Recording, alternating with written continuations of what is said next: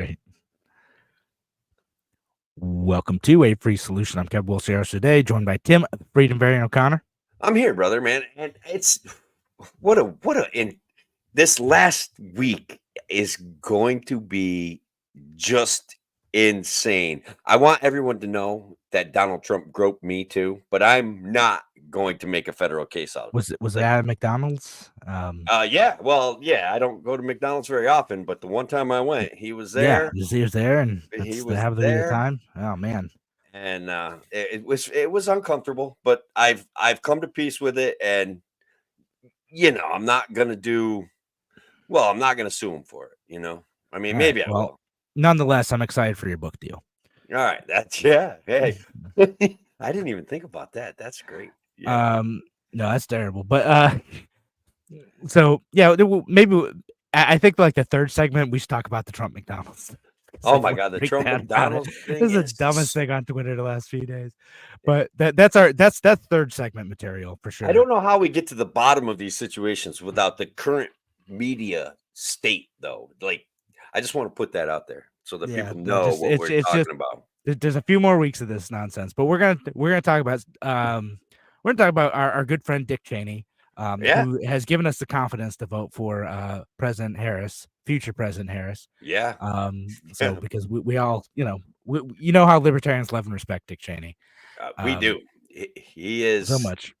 Well, I mean, he deserves our respect, and he's a good guy, and he's a real. What's important is that he's a real Republican, right? Like the world needs more real Republicans who can see the power and the purpose of a huge, powerful, centralized government that can change direction on whims. Like he's great like that, man. Really selling it.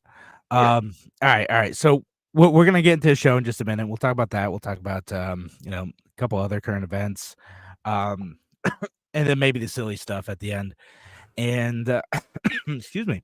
I kind of warned my friends on Twitter. I'm gonna be like, at some point, I'm jumping into identity politics, and I have a big, huge conversation from a left-wing, practical communist, which I want to share, like I did about that whole GDP thing, where it's like this is why I don't hate real leftists. This is why real leftists make a lot of sense to a kid that grew up poor, that when they see the big picture,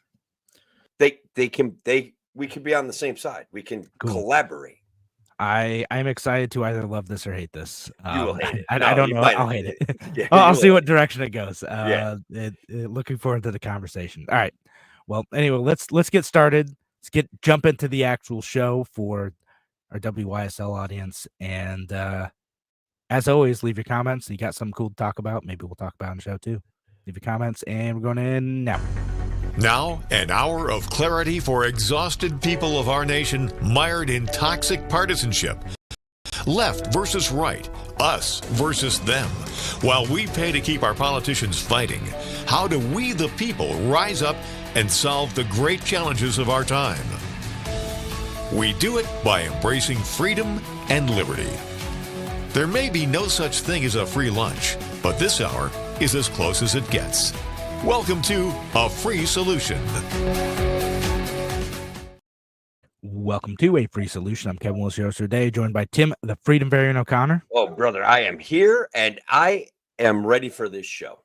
This is going to be the show of shows. We're getting down to that last week of insane campaigning going on. This excitement that just is palpable, like it's just there. Palpable. Is that yes? Excitement. That is definitely what I'm feeling about this election, and not dread at all, and just wanting it to be over. Excitement. That's what we're all feeling. Look, that's fair, brother. I get it. It's too intense.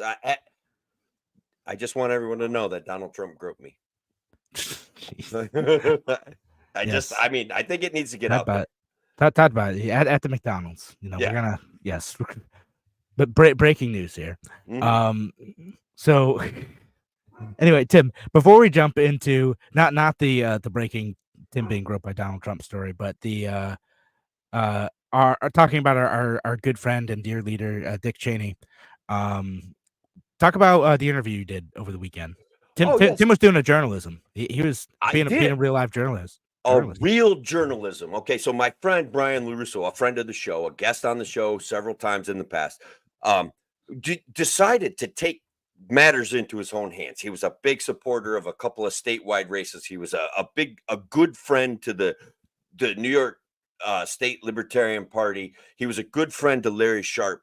But one day he just woke up and said, none of this is working. Like he said, I myself am going to run for a town board, and has ferreted out all sorts of wild corruption, which resulted in a bunch of people hurling accusations at him over a Facebook post, like trying to get him to resign. This made the papers. This made WKTV Utica News. I had an hour and 48-minute conversation with Brian. It's going to be up on Spotify, but you guys can check it out on go back in my history on Twitter and go back in my history on Facebook, and it's right there.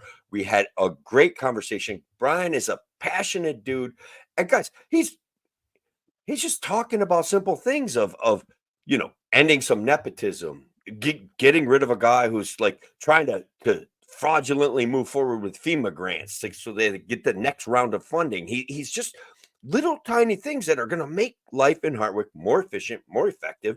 And by God, there's some controversy too, which he just absolutely eats up. He just eats it up. It's freaking awesome. Yeah. So it sounds like a good interview, and I'm going to be listening to it as I edit it and put it up, and I'm excited to listen to it. Like a ton of comments, 138 comments on the Facebook page. It's just from Facebook. It definitely had a lot of conversation around it. So looking forward to check that out. So go find that Tim O'Connor's pages. I think it's posted on our Free Solution pages as well. Correct. Yes. And then we're going to put the podcast out, and anywhere you find a Free Solution, and any podcasting app you're listening to, you can find a Free Solution. Just go check it out. Go find it. The magic of the internet, Kevin. You can just find it. A free solution. Over. Yeah, they're all over. All right. So let's jump into the topic of the day, which is our really like someone we look up to, someone we honor in the libertarian movement. Yeah, someone that I think like we all look to for inspiration and guidance. Dick Cheney. Yeah, fantastic. I love that guy. Yeah, everyone loves that guy. Let's hear Tim Walz educate us on Dick Cheney. Yeah, the Cheney thing. Do we really have to do that? Look, it goes broader than that. Look, Bernie Sanders. Dick Cheney, Taylor Swift. No. That one. The shooting? No. Having the Cheneys on board? No. You can't Dick Cheney or Taylor Swift. No. We're a big tent. What country did Taylor Swift get us to invade? No. Yeah. No, don't you think, though, that, and I do this, I believe this, there is still a core group of folks out there, your point being, and not joke, the don't tread on me, the Reagan piece of this, the libertarian piece, but the constitutional piece. Yes. There are a lot of people out there. I think Liz Cheney and Dick Cheney give permission to those folks who want to find a reason to do the right thing. Wild. That's just epic. Look. So and for folks who don't recognize the voice, that's Jon Stewart on a Daily Show. So we just took a little clip from there, and Tim Walz, talking about how they're proud of the endorsement of Dick Cheney and Liz Cheney, and I'm glad Jon Stewart, to his credit, is having none of it. He's just like, no, that's ridiculous, man. You guys don't have to go there. You don't have to pretend like this is a great thing that you're going to promote. But Jon Stewart was absolutely one of his best moments that I remember, and I used to be a big fan of him back in the day. I thought he used to be a little bit funnier, but that right there, it's just not allowing Tim Walz to yada away from Dick Cheney coming to the Democratic Party was absolutely beautiful. But then he tries to make an appeal to libertarians connected to Liz, like Dick Cheney. That was absurd, man. No, it's funny. And like for those of you who haven't picked up on the sarcasm that Tim and I were putting out earlier, like I think you know, like the joke is like if you ask like 10 libertarians like what their opinions are, you'll get like 15 different opinions. Like herding cats, right? Like infamously. I think the one thing, like one of like that the handful of things that the libertarians like all universally agree on is that Dick Cheney is terrible. That he sucks. Like it's like just a totally monstrous person who not only has been like a negative force in American politics for like literal decades since like the 1960s, but like got us into a terrible war in the early 2000s, a war that we absolutely did not need to get into, that cost thousands of American lives and hundreds of thousands of lives in Iraq and the surrounding area. It's absolutely disgusting. Like the dude should be in jail. Like sincerely, it's bad. I mean, he look. I've got him. I've made this admission before, but I was not. I received like dystopian messages from the political world in my brain that I just couldn't reconcile, right? But back then, right after 9/11, I was kind of like, all right, some of this makes sense. We've got to. Then I'm like, why are we going over there? Hold up, Yeah. there Like, was a lot of that, and then it just got to be, yes, this is what we're doing. Okay. Then there was a constant arguing over whether there were weapons of mass destruction. And then finally, Colin Powell just blew the lid off of that. And we kept going. Like we just kept going, destroying infrastructure, destroying lives, blowing up bombs, having our kids in the most intense military situations that imaginable. And then an entire level of protocol that literally drove them crazy. Okay. Like, right. It was such a bad idea. It was such a bad plan. It hurt an entire generation of kids. It hurt me. It hurt me because I hurt an entire had to wake up generation of and be like, Americans, no. and obviously an entire generation of Iraqis, destabilized the Middle East and created some of the serious issues that we have there today. It was not a war we needed to be in. It was a terrible thing, and not to mention things like his support and justification for things like the torture program, the enhanced interrogation, among the many architects of that. Oh yeah. There was so much horrific stuff there. Like I can remember like a guy named Mancow. I don't know if you guys are familiar with him at all, but he was a libertarian leaning kind of right wingish talk show host who was like, yeah, hey, he went and got himself waterboarded. It took him all 12 seconds to get up and be like, this is freaking torture. I thought I was going to die. This was 12 seconds. You guys are doing this to people for days. This is absolutely torture. And just all of those things came to where we got to where I started becoming awake. Like George Bush Jr. or whatever, like was an absurd clown and a liar, right? And so all of these things helped make me the libertarian that I am today. Yeah, All of I mean, that. again, and I was young at the time when that happened. I was like 13 when the Iraq War invasion happened. I was paying attention to it. I was like conservative, like at that time until like I got to like 16, 17, 18. I started listening to some Ron Paul stuff, and I was like, oh wait, this doesn't make any sense, and just start thinking about like the horror of what our government was doing to people and all the ways we were violating the Constitution and making ourselves look like absolute hypocrites to the rest of the world in terms of like the values that we're supposed to espouse to everyone. If we're supposed to be the shining city on the hill, like we absolutely failed in those moments following September 11th and especially following the invasion of Iraq.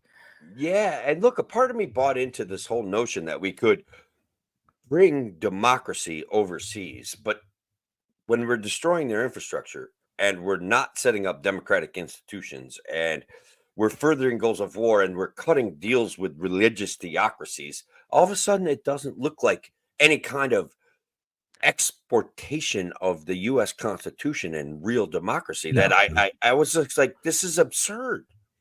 No, like there was a PR face to what was like failed real politics, right? Like it's just the politics of power. That's all it was. And again, I could get going into Afghanistan in a limited sense. I understand that, even though like the way it got dragged out was bad. But Iraq is just It did not make any sense. A bunch of people bought into it. I get a bunch of people bought into it. And if you're listening to the show and you're like, oh, I was kind of supportive of that. Like, I get it. But hey, listen, it's okay to change your mind. It's okay to like look back at that and say, no, that wasn't a good use of American power. That didn't make us stronger. That didn't make us safer. And in fact, may have made the world a worse place. And Dick Cheney is one of the people behind it. So, Tim, I generally agree. Yeah, I agree with you when like I am incredibly grossed out when the Harris campaign is like, look, Dick Cheney supporting us. And I'm like, I'm kind of with Jon Stewart. Like, you sure you want to tell people that? Like, why don't you just be like,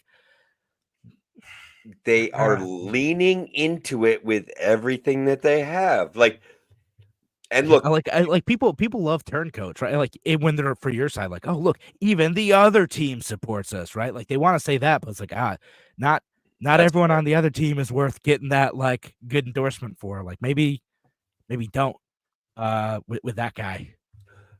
Look, maybe don't with that guy, but the state of politics today, this is a vibes contest, as we've talked about on the show. And they're desperate to create a positive vibe. I think that like the betting markets have turned against them. I think that some of their internal polling must look bad.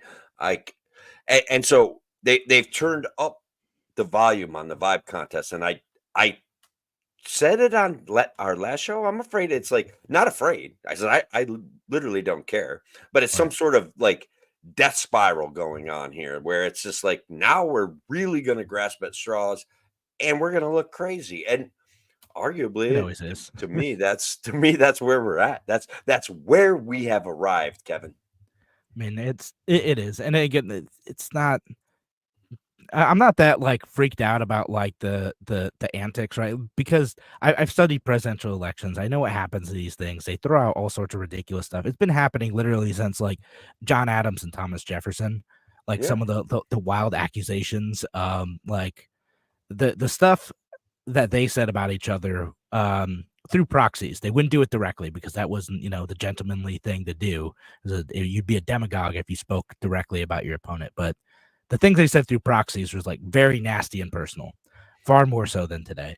But we got this point where Democrats are so concerned with how this will be the end of democracy if Trump wins again, that they're willing to partner it with, to get into bed with horrible people who soiled the image of America and the values that we stand for and the Constitution that we fight for constantly. And I think that is worth calling out. That's worth withholding my support for Democrats for that very reason.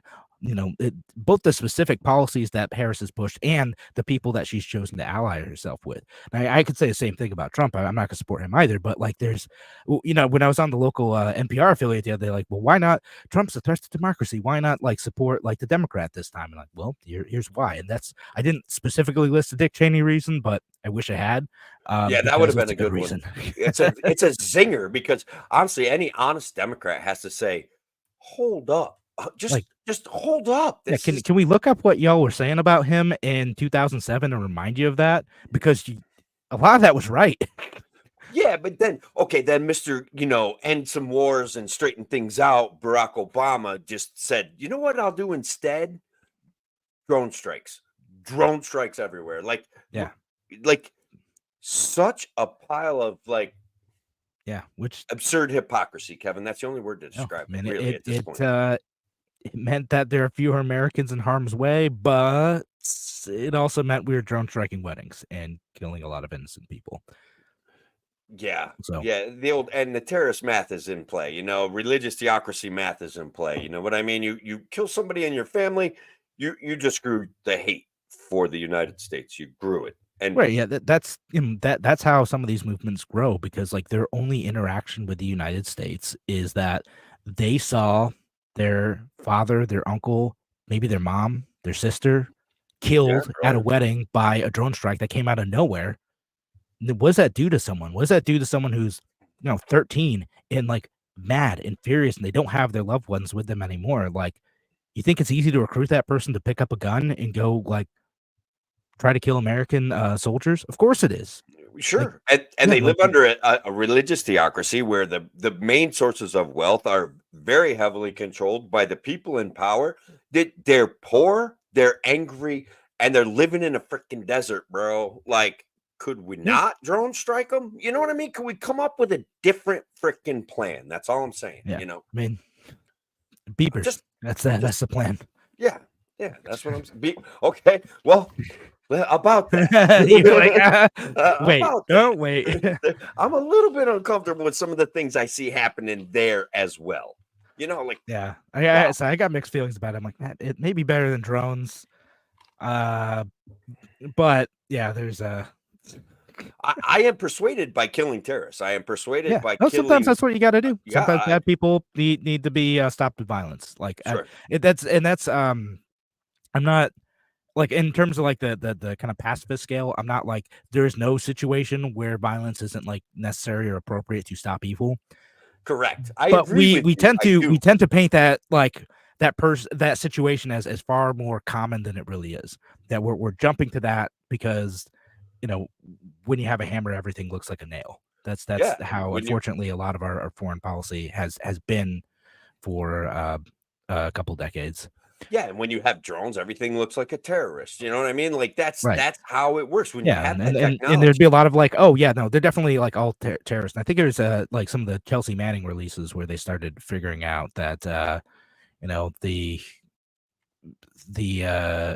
they're just counting everyone who died as a terrorist, as a combatant.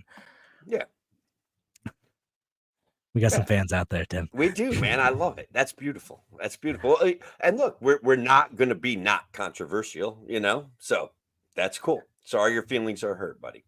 Yeah, that's all right. So actually, I'm glad your feelings are hurt, to be honest with you. No, it's fine. Yeah, that's what it is. You know, if we're not provoking feelings on folks, it's fine. But anyway, so we have like about a minute left, and we'll end up going into a couple other policies, because I want to talk about the Harris campaign coming out and saying they want to legalize marijuana. I'm like, hooray! Like I'm glad you've come around to that. Amazing that yes, states are way ahead of you, and it's going to have a racial component. Like, what kind of absurdity? Like, it's soft core bigotry. I don't know. We'll talk about it more for everybody when the show. Yeah, we'll get to it. We'll get to it during the actual show. And so any other topics though, let us know. I know we saw some questions about Saudi Arabia. Maybe we'll get to that during the break. Absolutely. No, so we're gonna head the break for our WYSL audience. Thanks again for listening here on A Free Solution. Appreciate y'all being here. We're gonna be back in just a few minutes. Talk to you soon.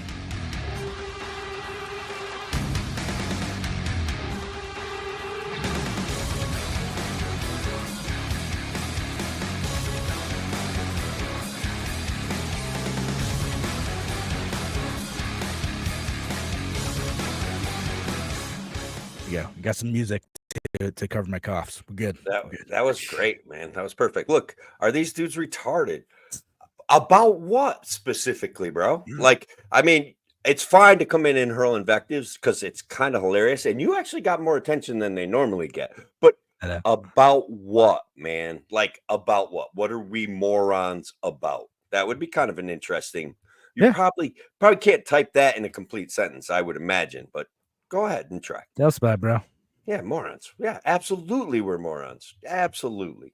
Yeah. Arguably not, but I had a pretty good run at trolling people today on Twitter, so it wouldn't surprise me if this is coming back at you.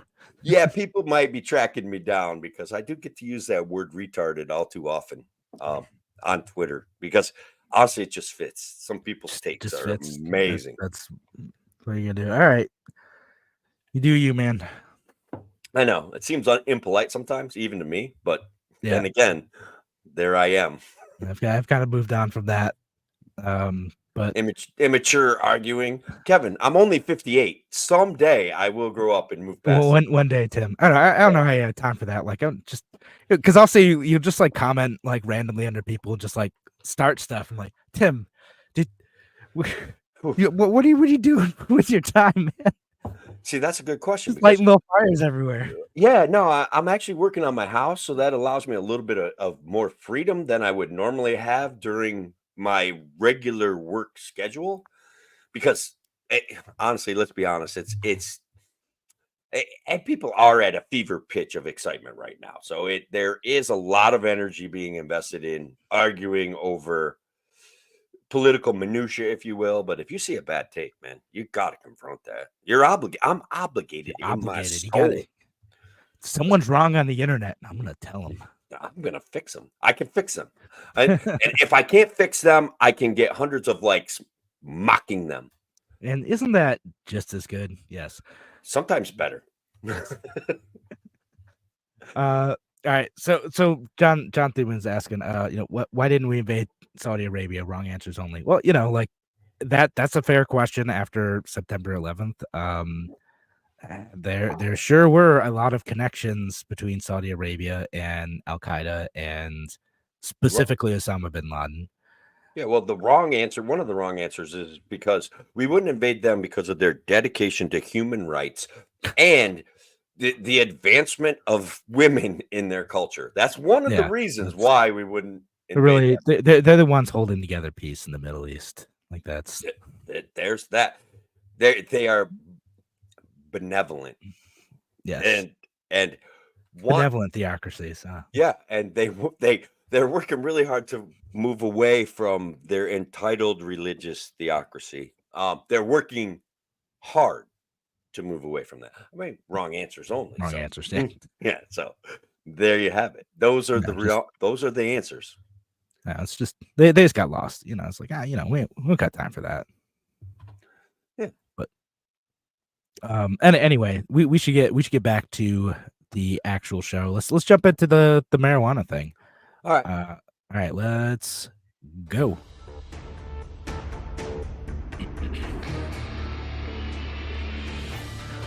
Welcome back to A Free Solution. I'm Kim Willis today, joined by Tim, the Freedom Variant O'Connor. I'm here, brother. And once again, I want to say thank you to the WYSL audience. I want to say thank you to the folks on Twitter. I want to say thank you to the folks on Facebook. And thank you to the people that are going to find this podcast later on Spotify. It is through the grace of God that Kevin and I are able to do this. We enjoy doing this show, and we appreciate every single one of you. Now, don't forget to like, comment, share, even if you feel like you got something nasty to say, because we're here for it. We can handle it. Yeah, absolutely. Leave the comment. We can take it. We can. So let's talk about the Harris campaign. Mm-hmm. Put out a new policy. Says a tweet from the other day said no one should go to jail for smoking weed. Legalize recreational marijuana, breaking down unjust barriers that hold Black men and other Americans back, and making sure Black Americans have opportunities to succeed as a marketplace takes shape. Tim, are we excited about this change of policy, this change of heart? Oh, and is it going to work out? No. Look, this is, and maybe later in the show we're going to get a chance for me to rant about identity politics, but this is identity politics at its heart. Like, why is she asking me to assume that like all Black men smoke weed and that they're being punished for smoking weed all of the time? Like, I don't get that kind of communication. I don't know how that builds support from people. Like, are all Black dudes smoking weed, Kevin? Is there something that I don't know? I don't think so. I wouldn't assume so. In fact, the rates of usage are pretty similar among Black Americans and white Americans, and they have been for a while. There was a problem with more Black men being arrested for low-level drug crimes. That was a legitimate problem. We've talked about it. And one solution to that is to legalize recreational marijuana, which is a step in the right direction. So I'll give her that. It's a step in the right direction. Now, sure, it's not exactly leadership on the issue now anymore. No. It's what I forget what the poll is like. Like 60 some odd % of the country says this should be legal now. I guess I should follow along with that. Yeah. Well, Donald Trump is already in favor of legalized marijuana, so he's out ahead of her again. Well. Yeah, I mean, it's like it's a plant, regulate it like onions, and just relax. I don't even like marijuana. I don't even like it. But it the argument is that it should have never been illegal in the first place. It has always been a manipulation by use of fear, use of like bigotry, and it was all to be like so the pulp wood industry and Patty Hearst's dad could win in hemp makes good paper, Kevin. It makes the very best paper. Some people say it's incredibly fine paper. Like it does all of those things. And so to get it out of mainstream use and consumption, it was viciously attacked, it was denigrated, and it was like, do you remember like all of the Timmy killed his grandma on Thanksgiving because he smoked one marijuana stuff? Like it was just reefer absurd. madness. Yeah, man. No, that was a lot of that, and some of it is also a little bit of xenophobia, like, oh, look, this is this Mexican drug, this foreign drug that's coming in and messing up American teens, like it's just one that like there's a whole bunch of bad stuff mixed up in it. It's like industry corruption, it's xenophobia, it's just creating reasons, and Nixon like explicitly talked about like the war on drugs was a way to crack down on his political enemies. Like that's what it was, right? Like again, even if some of those people like were terrible in some ways, that like the communists and stuff, like I don't agree with them, but also you shouldn't be going to jail for your beliefs or for smoking a plant. Like it's not a good way to like deal with that at all, to the extent that it is a problem. And I won't deny that there's problematic drug use, but like it's not a great solution to throw people in jail over that. And Kamala Harris was a big fan of that. Big fan of throwing people in jail for a long time, as both a district attorney in the San Francisco area, and then eventually the state attorney general in California. And John Thuman on YouTube says, oh my God, she kept nonviolent black men as slaves when she was AG and was court ordered to release them. So for those of you who don't know what John's talking about here, this is a true story. Like this is true. And again, I've seen some left wing places try to spin this as like not true or right wing conspiracy theory. No, this one's actually legit. What she did was, during one of the California wildfire seasons, the prison system in California was using labor from the prison system, the Department of Corrections out there, to be firefighters, right? Yep. And some of these prisoners were eligible for release. She fought to keep them in prison, to force them to work as firefighters for longer in order to keep fighting the fires. There's nothing wrong with that, Kevin. Except for the 13th Amendment violation. Sure. You and your amendments. I know. It's true. You and your Constitution. It's just a Constitution. Libertarians always on about that. And the 13th Amendment, I'll say, it's one of the good ones. One of the good ones that was a good amendment to the Constitution, is making slavery illegal. And it's not often that you get presidential candidates who violate the 13th Amendment. But Harris kind of seems to be one of them. It's a pretty awful situation, and you could justify it with all sorts of like legal nonsense, but like at the end of the day, she fought to keep people in cages or in under state custody in order to force them to work. Like that's what it comes down to. That ain't right. That's an awful thing to do to people, and that in and of itself should be disqualifying. And it's a shame that more Democrats don't bring that part up. Honestly, like if there was a way to disqualify both of these guys, I think it would be a lot more interesting of a race. Like, arguably, I think if we paid attention to the Constitution and like these things, if we paid attention to these things that they do, if they weren't so effective at memory holding everything and just setting it aside for the greater good, we would be in so much better shape as a society. It's not even fun. You just gotta listen. Democracy's at stake. So like just about some of the slavery stuff. Right. But I know fighting fires, Kevin. Fighting fires is a good cause. Them. Oh my God. No, it kills me. It's just the self-righteousness of some of that stuff. And The Trump people do it too. Like they will absolutely, excuse all sorts of nonsense, like his bad tariff policies and groping Tim. And It was awkward. It was. No. I mean, I didn't deserve groping it. Tim is but his nonsense about like how he wants to take away the broadcasting license of CBS. That's bad. We should say that's bad. That's not a cool thing to do. That'd be a First Amendment violation. That's also one of the important amendments is the First Amendment. We shouldn't be taking away the broadcasting licenses of news outlets that we disagree with. What if we took away the licensing structure and did away with that? Like, Tim, what a great compromise. You're a genius. This is why you're getting that cabinet appointment, Tim. That's what I'm saying, man. That's why me. It's down to me or Vivek, I think. I'm not sure. One or the other. It's going to be a tough call. And look, really Kevin, game time decision. I am not going to start a war with Mexico, and I don't think that based on some of the comments that Vivek has made, we can count on him for that. So it was one of to start a war with Mexico. I haven't seen where he's at on that lately.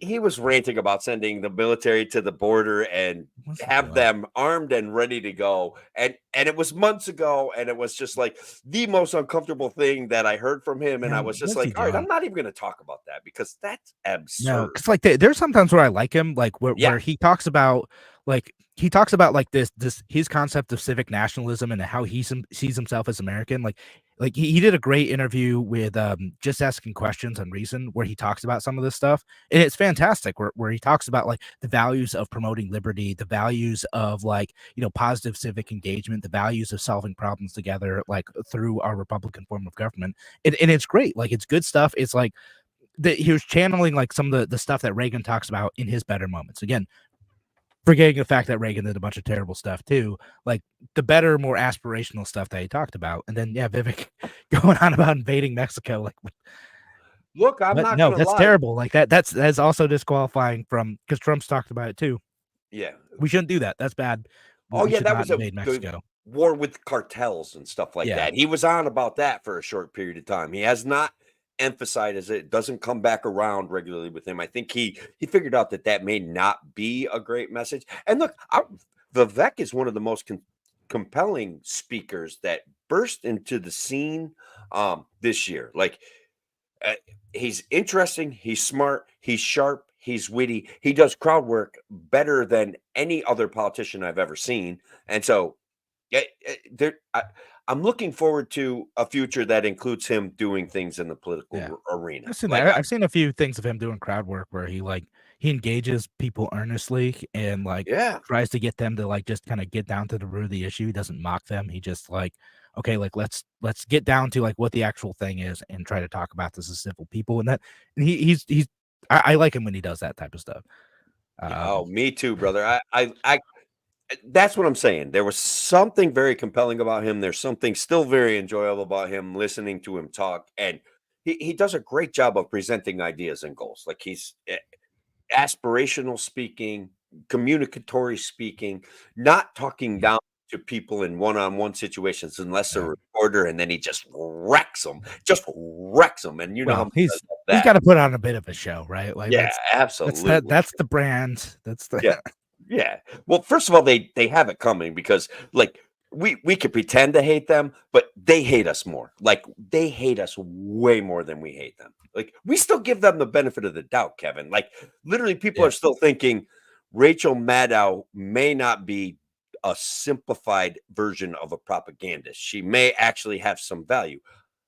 Like people actually still believe that. And I just like, I don't know how they do it. Some folks find her entertaining, I guess.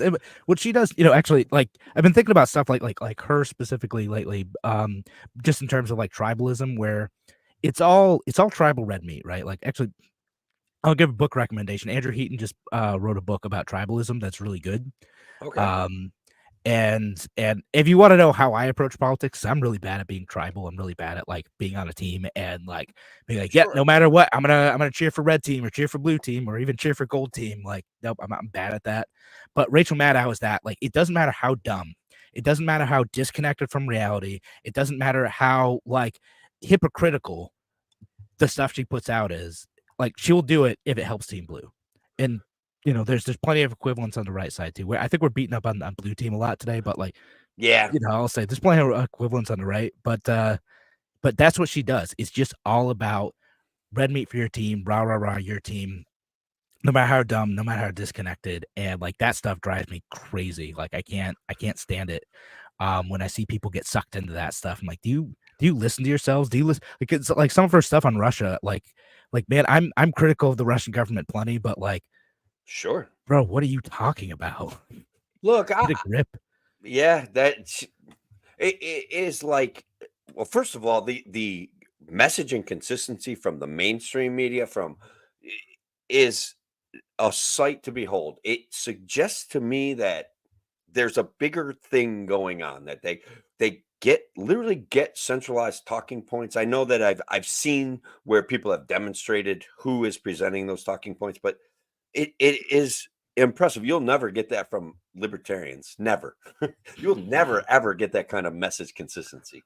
No, we don't. We don't have that level of discipline, to be sure. Mhm. But except for disliking the Cheneys. Now That's we're pretty correct. solid on that. We dislike the Cheneys. I think there might be. So Tim, I don't know if you saw what I named this episode, which is why we're probably getting some comments that are mad. Okay. The name of the title of the episode is Dick Cheney supports Harris, making it safe for libertarians to do the same. Oh man, that is a great name for this show. Yeah, no, just because Sean on YouTube, just to be clear, we don't like the Cheneys. No. We don't like, especially Dick Cheney, but also Liz Cheney. Nope, not fans at all. We are mocking Tim Walz. Yeah, he definitely did not give me permission to, like, I didn't feel permission to all of a sudden decide that I'm going to vote for Kamala Harris and Tim Walz. Yeah. So, sorry about that. On that note, yeah. Sorry about all that, but no. Yeah, no. I think it's time for a break, though. It is time for a break. So we're going to head out. Thanks for listening here on WYSL and the live stream as well. We're going to be back here on Free Solution in just a few minutes. Talk to you soon.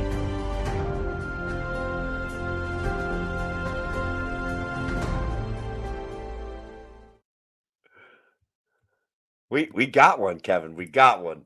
Spooky ammo out there. As soon as the media tells you to hate him, you will. I think that was when I was going off about Vivek, is when that comment came in. I sensed a little. Yeah, well, he followed up with this one. Says, I thought you were weird. Cheney libertarians I've never heard of. Like, yeah, no. I don't think there are Cheney libertarians. I'm like maybe there is. Like, I've seen who's that guy on Twitter who's Eagle? Is that the guy's name I'm thinking of? Eagle. Oh yeah, my I think he said some nice things, which is it's a little bit weird to me. Like, because he was kind of libertarian adjacent, and he's kind of in the liberal party movement now. I don't get listen. Like, I have a lot of like love for the people who are like kind of liberals who like they don't really vibe with the Libertarian Party, but they want to like fight for freedom, and like 70% agree with me. Y'all don't need to have Cheney on your team. Like, you really don't. Wow. Like, we again, you can just ignore that guy. You can just be like, okay, thanks. You could treat him like a David Duke endorsement. Like, oh, okay, thanks for that, but we don't really need it. I don't think with David Duke, no one said thank you when David Duke endorsed them, though. Just for clarity's sake. No, they didn't. That's what I'm saying. You should treat it like that. Yeah. So, it's a weird timeline that we're going through right now. There's a lot of emotionality. There's a strange affiliation with the love of government versus the anti-establishment folks. The problem with them is the solutions that we talk about is like, well, what we're going to do is take, when Trump comes in, we're going to take and replace every agency with a new department head, and that agency is still going to exist. And we're going to build the FBI, a big new building. And look, I'm sympathetic to conservatives, real conservatives. Next segment, Kevin, I am going to insist on talking about this leftist that I found that exposes identity politics for what it really is. It just, and in a way that caused me to respect a leftist, right? Like, you know me, I'm pretty much out there making fun of the establishment leftists, people like Eagle. I had to mute that guy because he was literally causing me heartburn when I read his post. I'm like, all right, that's it. I've had enough of this guy. Like I will never, ever share that guy's tweet. I will never like it. There's I like some of the stuff I like, but like, man, I see like the aggressive foreign policy stuff, and I'm like, what? Nope. I'm not on board with that. Oh nope. my God. I can't do that. Yeah, one of those jokers was like, well, the draft was a good thing because we killed Hitler. And I'm like, you know what? How about you shut your pie hole, dude? Like, just nope. Also go away. You know what I mean? Like, draft is still bad. Like I can think that World War II was like justified in a lot of ways, and also think like the draft is still literally slavery. Like it, and I know that upsets people. You know, in not like me. the mainstream too. I know, not you, not libertarians, but like I'll say that to like this is how like sometimes I think like, you know, maybe I could just like rejoin one of the major parties, like, hey, do stuff, and then like I'll say stuff like that, and they're like, you can't compare it to that. I'm like, I absolutely can, because it is. Yeah. Right. I'm really a libertarian. Gosh darn it. I know that's hard for you. I know, because, and for me sometimes, because I do the same thing. I'm just like, okay, I can affiliate and I can speak conservatives' language. I can get in there where they need encouragement to hate the government more than they do, but they're pretty close to hating the government. You know what I mean? Like, there's sometimes. All right. Yeah. But they just want better. They just want better leadership in the government. It's like, it comes out to the same thing. You know, if we had our people in there, like we'd be able to do it right. I'm like, no, you're missing the point. Like, you're right in criticizing how bad this was. Just stop giving those people the power to do that. Stop. Yeah, you know, we just don't need to do it. And look, again, like, I'm not gonna lie, like, real conservatives and real liberals, in their heart, I get them. Because in their heart, they're like, hey, the government's screwing us. You know what I mean? Like, in their heart, that's what they're saying. And if we can just bring that one step further, we could just, through a show of force. Through a show of force. Through a show of force. All right, now you're losing me, Tim. I know. That's a problem. It's like, it's never going to work, is it? Never. Yeah, probably not.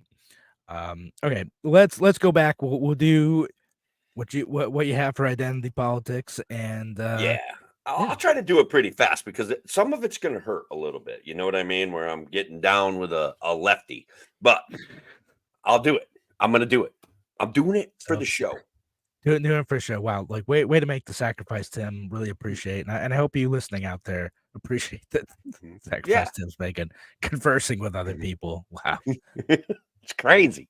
Wow. All right, let's go back in now.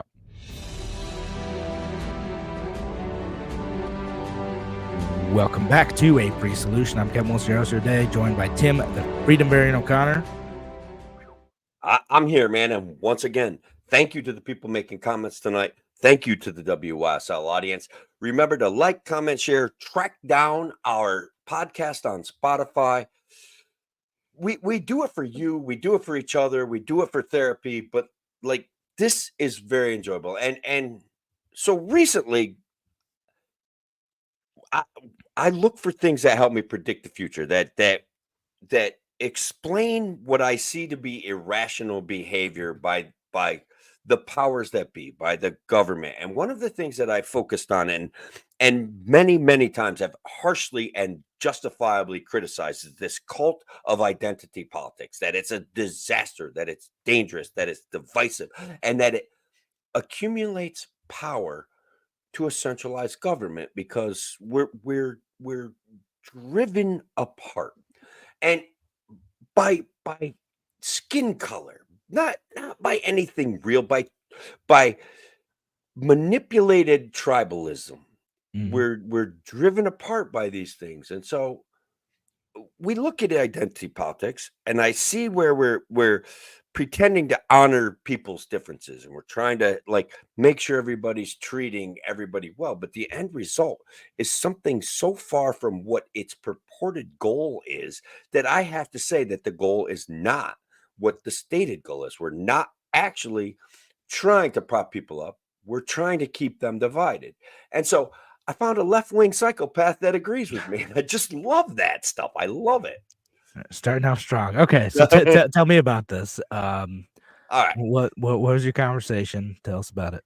All right. So basically, I listened to Jimmy Dore, and he's absolutely hilarious, right? So he had this guy on, and Jimmy Dore is a real leftist. Okay, he gets into a lot of things about, UBI and the government should do this and the government should do that. And he had a guest on, this guy named Christian Parenti, who is like, he wants to make it clear that there's an anti-intellectual authoritarian nature to woke ideology, that it is not what they are saying it is, that it is, again, what the libertarian in me says, that it's a way for of course he goes to like rich people to stay in power, but it's a way for rich people to stay in power, and rich people run the government. I think on some level we kind of, as libertarians, even have to like accept that the purchasing of regulations, the interchange of CEOs from serving on boards in the government to going back to serving on boards in big pharma or big ag, like, it seems to be an absurdity that doesn't make any sense to us. So one of the many points that he makes is that if we can factionalize people and get them to distrust each other, we can never organize according to class and fight the power of the government. And so from that perspective of attacking the government, I absolutely love the concept. What do you think about that? You got right.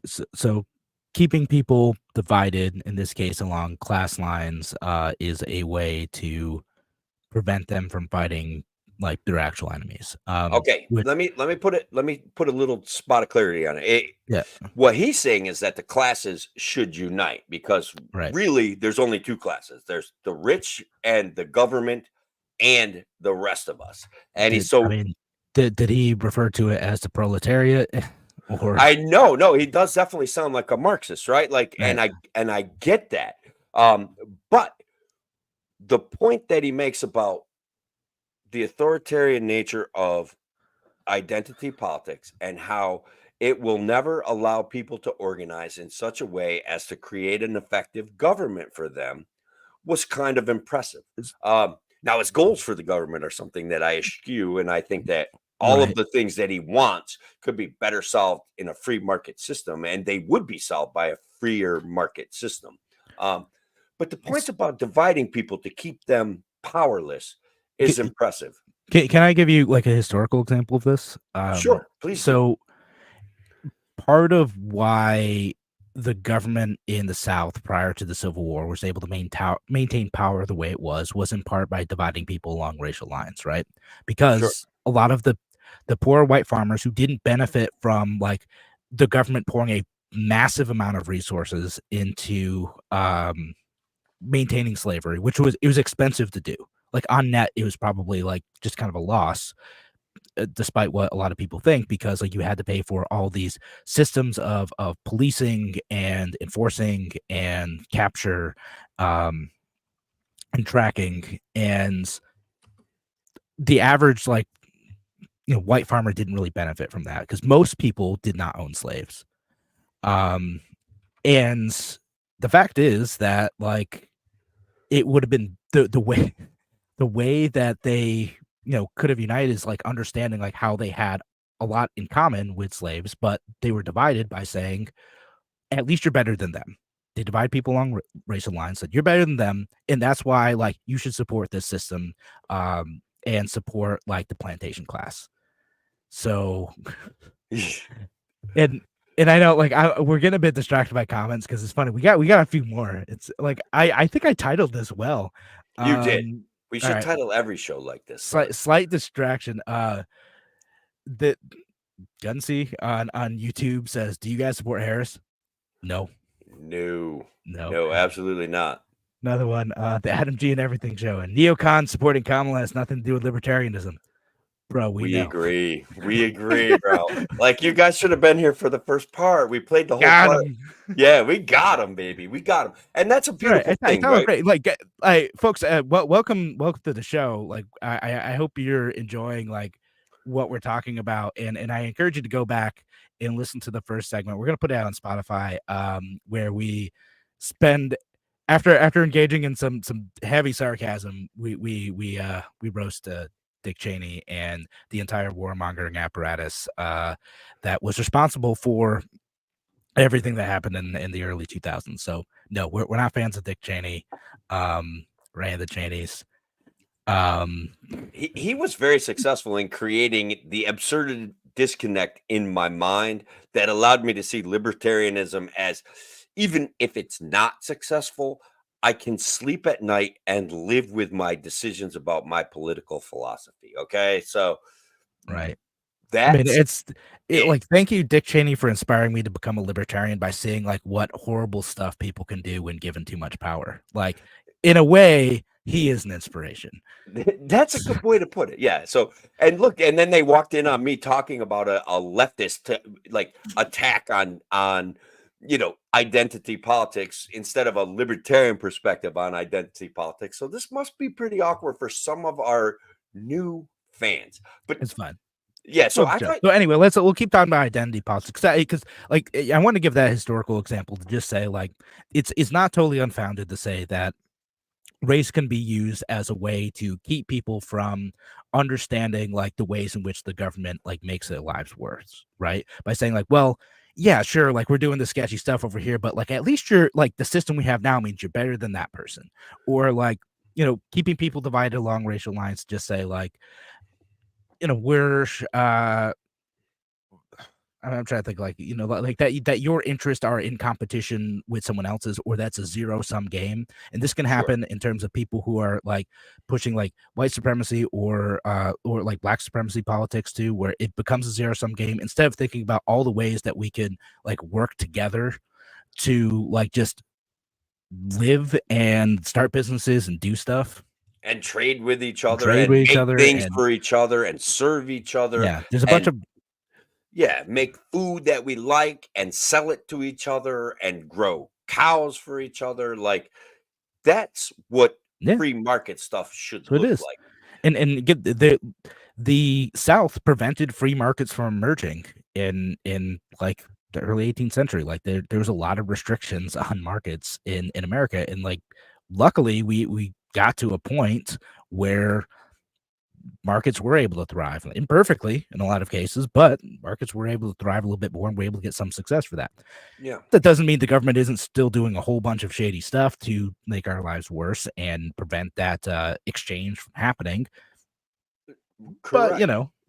But we just have to keep looking at those instances where it does happen, and I think like where we have to go is like the solution isn't therefore we should not unite and take over the government and have it do the bidding on behalf of our philosophy. It's maybe the government doesn't need that power in the first place, and we just live our lives. And certainly that's the conclusion I came to, that if I could convince this guy that gutting the federal government of all of its power, that we could craft free market solutions to these things is better than a class alignment where we decide to take down the rich. Okay, that if for example, we didn't subsidize corn and make corn sweetener cheaper, like then we would have a free market solution to the obesity problem, right? And we wouldn't have to tax sugary sodas because we wouldn't be subsidizing corn sugar in the first place. So it gets into this circular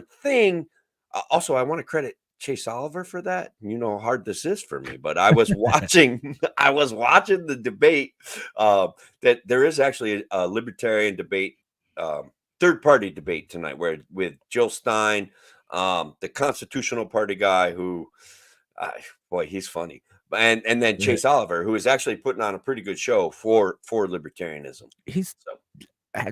I'll say like he's good at what he does. Like honestly, I think he's a legitimately good spokesperson. I've been hearing him on like a handful of different podcasts and media outlets lately, and I'm like, you know what? Like, he's good at explaining this in ways that people understand, and he's still extremely principled while phrasing it in ways that like normies can get a little bit better. Correct. You know, sometimes like we'll go into like rants where like, man, if like your average moderate voter who shows up every 4 years listens to the show, they'll be like, what the heck are these guys talking about? But you know, and I know we try to phrase things in ways people understand, but I think he's good at that. Yeah, no, I'll be honest that perhaps I've been unfair to him occasionally, but I don't care. I don't even feel bad about it. To conclude our identity politics thing, yeah. To conclude our identity politics discussion, I think it's important to recognize that the political class serves the oligarchs, and the oligarchs love a factionalized populace because that allows them to run roughshod all over us. Like, you just think about how Obamacare was sold as health care for people, and what it really was like, hey, you have to buy health insurance from the megapoly insurance parties. Like, it wasn't really the same thing. No, not even a little bit. It's not even close, right? Like, that's the thing. We were sold something so different from what the promise was that it is amazing that more people do not grab onto the fact that the government is a scam artist, is a con artist that is making people rich off of like, I'm going to be a leftist. If I go communist, Kevin. If I leave the Libertarian Party, I go communist. That's it. God. Yeah. No. I'm just kidding. Listen, I've seen people do it though. I've seen populists who are like, they start out like they're just mad at the government, and then they're like, you know what we really need to be mad at? The corporations. And I'm like, all right, tell me about it. No, you lose me. And they're like, yeah, no, like we just gotta be mad at the rich and the billionaires, and like we just gotta take more from them because I'm like, where are you going, pal? Right. Well, look, the issue of confiscating property, especially property that's held as monetary accumulation, will literally, it's the worst form of modern monetary theory. It will destroy the value of the currency. We will all lose our faith in it. And it's an absurd idea. It will never, ever work. No, it's a bad idea. It's a bad idea. It's been tried plenty of times before too. Like, we have evidence that it's a bad idea. We do. It's historical evidence, if you will. No, and we got other folks out there. I'd go monarchist. All right, bro. I'm with them. I'm with Men with Sticks on that. A disinterested tyrant who just wants to play golf, who we can literally tar and feather or hang from a gallows if he misbehaves. Like, arguably, I love the fact that the argument that monarchists are more accountable than the current system of government that we have. Anyway, we have to end the show. What an interesting way to end the show. I would just go like full like grill centerist. Like, I just want a grill, man. Like, that's gonna be my exit. All right, fair enough. But on that note, we do have to end the show. Thanks again for joining us here on A Free Solution on WYSL. Good night, WYSL audience. Take care.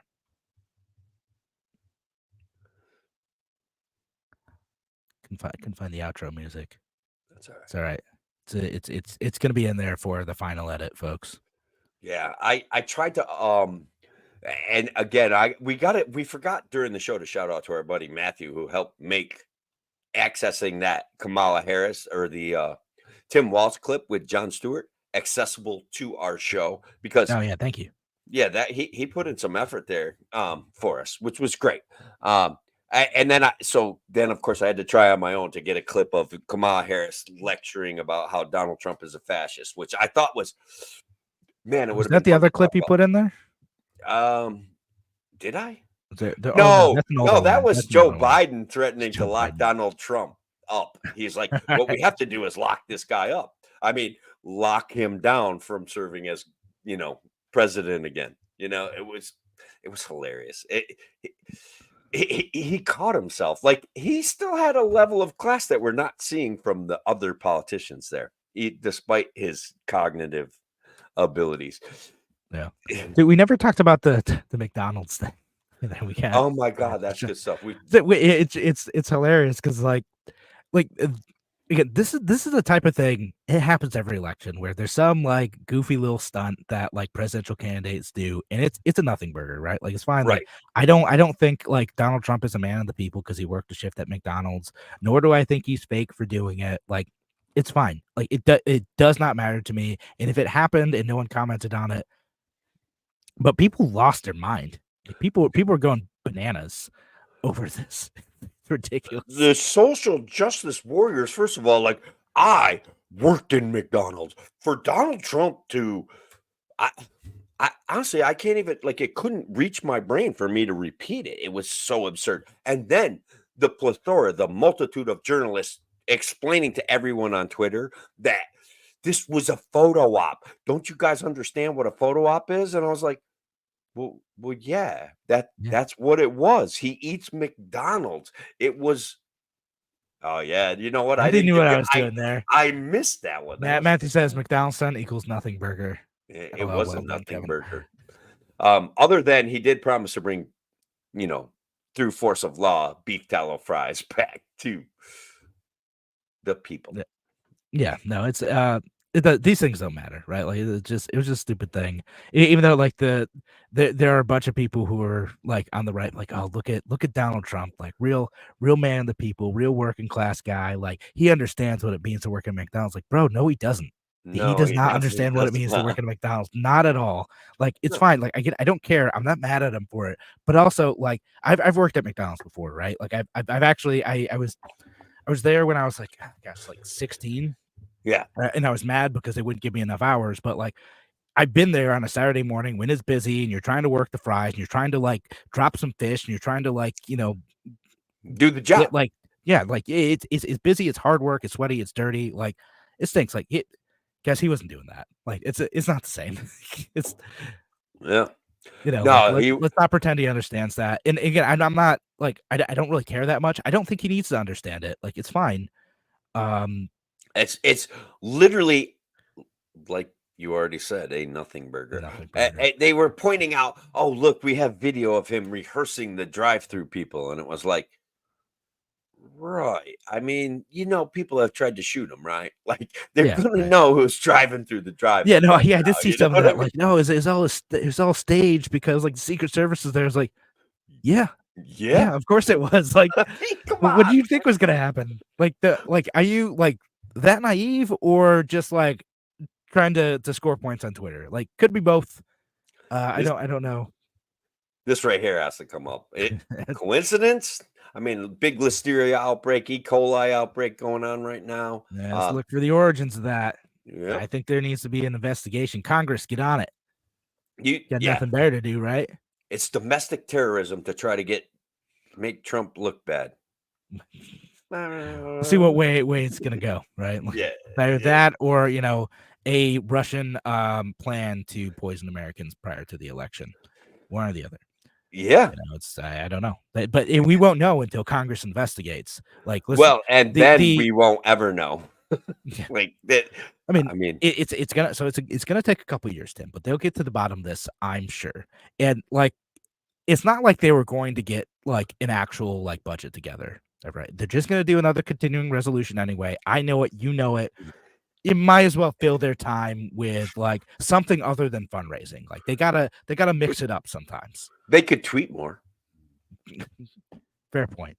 Me and base Mike Lee had a little conversation on Twitter. Did you? I think I did see you go back. You saw me brag about it. Like I'm like, oh yeah, it was pretty cool. Somebody had really pwned him, and I wasn't really paying attention to what they said. And he's like, does this bother you? And I'm like, well, free speech ain't free. People are going to say stupid things. And he's like, yeah, but, and he actually gave me a response of, well, what they're accusing me of is horrendous and untrue or something along that lines. Yeah. So do I have a right to react or kind of thing? And I think he ended up blocking him or something. We'll see if he gets sued for it. Right. Yeah, you're not supposed to do that as an elected official. But it was based like, 2 sentences back and forth to a relatively famous politician. But I've had that happen with Massey a few times. And I don't know. I'm still going to send him $100 and send the receipt to my Mark Molinaro. Be like, there you go. Just to rub it in Mark Molinaro's face.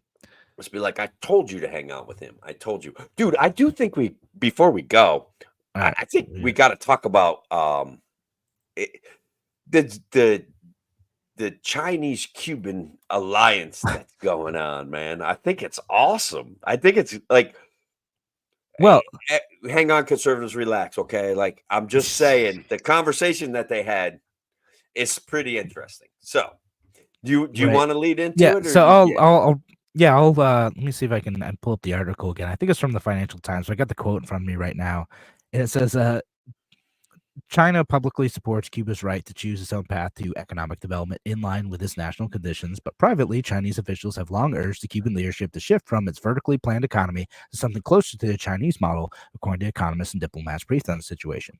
Chinese officials have been perplexed and frustrated by the Cuban leadership's unwillingness to decisively implement a market-oriented reform program despite the glaring dysfunctions of the status quo, the people said. I love the red Chinese are encouraging Cuba to be more free market. I love it. That's how this all begins, man. That's how free trade becomes anti-war. China just wants to trade with Cuba and wants Cuba to stop being authoritarian communist psychopaths. Like quit being the worst for a little bit. Like that. Yeah, that would be great, because they recognize like they can have an ally and get the benefits of free markets if they would just quit being so dogmatic about their communism and making their own people miserable and poor. China has done a great job, like, of saying, hey, you know what? Like, you can start a business. We just want the party to own some of it. Like, and you can be really rich, but we just want to be able to control everything you say, like, or most everything you say. Like, we just want to have our little hand in everything, and you can funnel us some money, but you can have a yacht. You know what I mean? Like, yeah, exactly. That's how I mean, it works for the officials in the Chinese government. It sure does. Sure. Yeah. Because they don't have a free market system exactly, but it's more free market than what Cuba has and what a lot of other communist governments have. And even being a little more free market can lift billions of people out of poverty, as like we've seen happen to China over the last several decades. Being a little bit more free market goes a long way. Now they could go even further and be even more successful. Sure. Hopefully that happens one day, and they embrace freedom and liberty and even more free markets, and not like the weird cronyism that they have there. But even a little bit more freedom means a lot of wealth and a lot of comfort, and a lot of lives saved. Bat soup for everybody, Kevin. Bat soup for everybody. Yep. 2 bats in every pot. Like, the FDR plan is going to work out pretty well. I'm just saying. Was it FDR? No, it wasn't FDR who had chicken in every pot. It was oh my god, no, it was Huey Long. I'm pretty sure it's Huey Long. I'm like, no, we had a president that said it. Yeah, Huey Long, a chicken in every pot. That was it. That was totally him. All right. A chicken in every pot and every man a king. I like that one.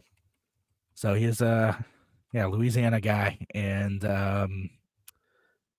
yeah, he was an interesting fellow. He's a big populist in the 1930s.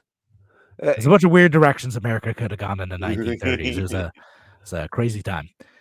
All right, so I just Googled it, and I'm impressed with your knowledge and memory, but it's coming up as Herbert Hoover. So we were both wrong. Hoover. Yeah. No, they say that. All right, we're gonna find out. Huey Long definitely also said that. All right. I'm gonna have to look it up now. It's gonna bother me. Well, now I go to some page and it's saying it originated it when Henry IV was king. I don't know. Oh, maybe it's just one of those old phrases. That I'm surprised. Oh no, you're right. Like it did start with Herbert Hoover, and Huey Long picked it up. See, you're right. You're right. And the Nazis were like cars for everybody, cars for the folk. I mean, I'm just saying, There's a Volkswagen. lot of power in political promises, Kevin. That's all I'm saying. There, if you promise to make people comfortable and stop change and everything's going to be great. Yeah, I mean, y'all shouldn't believe it. Don't. It's always nonsense.